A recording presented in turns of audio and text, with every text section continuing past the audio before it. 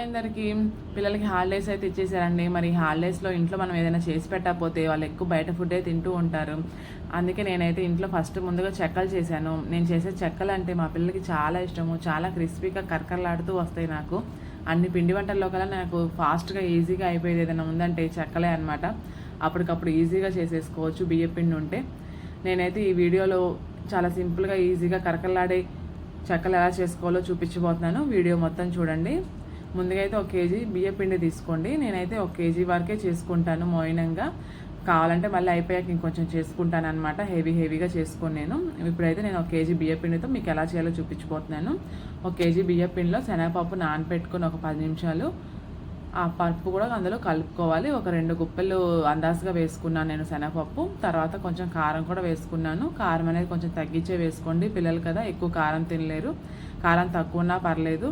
తర్వాత 1 స్పూన్ వాము కూడా వేసుకోవాలి.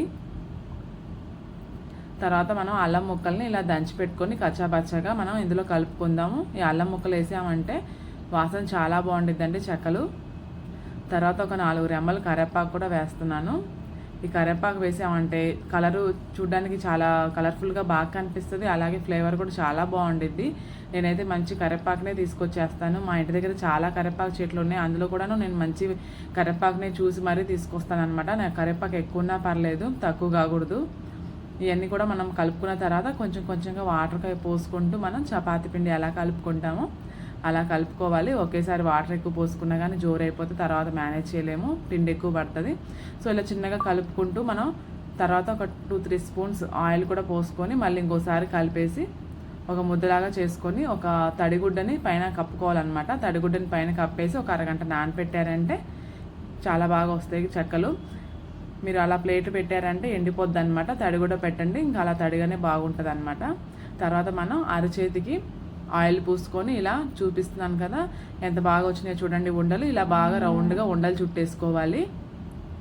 తర్వాత మనం బాండీలో డీప్ ఫ్రై కోసం కావాల్సినంత ఆయిల్ మొత్తం పోసుకుందాం. ఈ ఆయిల్ వేడేలోపు మనం చెక్కలు చేసేసుకోవచ్చు. నేనైతే ఒక కవర్ మీద ఆయిల్ పూసేసుకొని చేతులతోనే ఒత్తుకుంటున్నానండి. నాకైతే చేతులతోనే చాలా ఈజీగా అనిపిస్తుంది. ఎన్నైనా కానీ చేతులతో చేసేస్తాను. ఒకవేళ మీకు ఇలా రాకపోతే చెక్కల మిషన్ ఉంటుంది కదా, ఆ చెక్కల మిషన్తో అయినా ఒత్తుకోండి. ఆయిల్ వేడేలోపు మనకు ఇలా చెక్కలు అయితే రెడీ అయిపోతాయి. ఆయిల్ వేడైపోయిన తర్వాత మనం ఒక్కొక్కటిగా బాండీలో వేసుకుంటూ మనం చెక్కలు కాల్చుకోవడమే.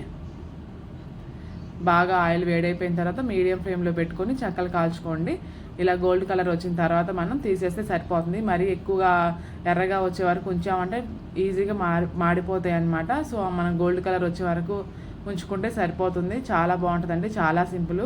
బియ్యం పిండి ఒకటి ఉంటే చాలు, అప్పటికప్పుడు ఈజీగా చేసుకోవచ్చు. ఇలాగానే 1 కేజీ చేసి పెట్టుకున్నామంటే పిల్లలకి ఎప్పుడు కావాలంటే అప్పుడు మనమైనా కానీ తినొచ్చు, పిల్లలైనా కానీ తినొచ్చు. చూడండి ఎంత కరకరలాడుతూ క్రిస్పీగా వచ్చాయో.